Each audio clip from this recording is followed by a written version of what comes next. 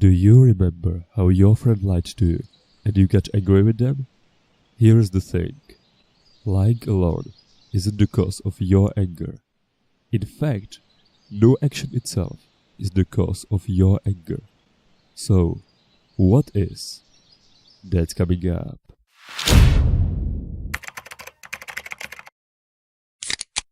Let's face it, you cannot get angry without some deep-rooted rules and stories created in your mind. In our example, you created a rule that lying is bad, therefore no one should ever lie to me, and a story that your friend did it on purpose, that he or she betrayed you. Maybe your friend didn't even know that it's not true.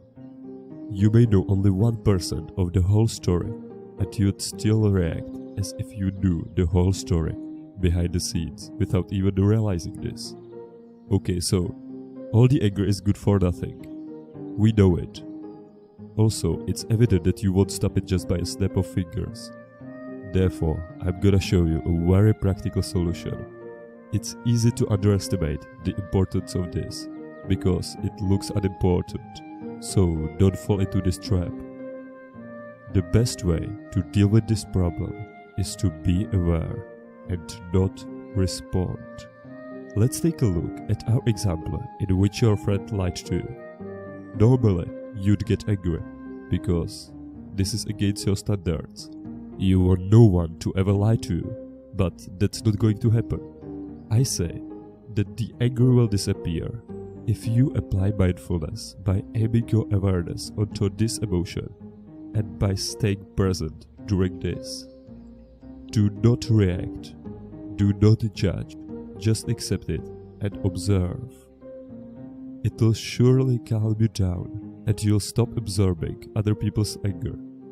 This method will give you peace, and here is why. When you observe things without judging them, you start to see everything as it is. Therefore, you can't get angry at anything else than your ego, because stuff around you are exactly how they should be. In the nature, there is no paradox. To get angry, you need to have some standards or rules, like people shouldn't kill each other. If you do this, you don't allow reality to be exactly how it is. Nothing can make you angry on its own. You choose anger as a response. After you fully grasp this idea, you'll understand that there is a difference between how the object suits you and how it actually is. It means, for instance, that the thing we call a car exists on its own, and the word a car is just a label. I know it sounds silly, but after you understand this, you can't get angry if that car stops working, because you won't think about this car as if it is something you own. Also, you'll be aware of the fact that you don't know the whole story. Here is another practical tip. If someone insults you, realize that it has nothing to do with you, but that it has everything to do with them. Therefore, a phrase "you are ugly" doesn't mean that someone else is ugly. No, it means someone thinks someone else is ugly. Nothing more. Buddha had a beautiful explanation.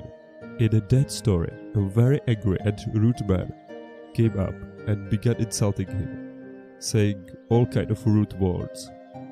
Buddha was not upset by these insults, and he told him, "Tell me, if you buy a gift for someone and that person does not take it, to whom does the gift belong?"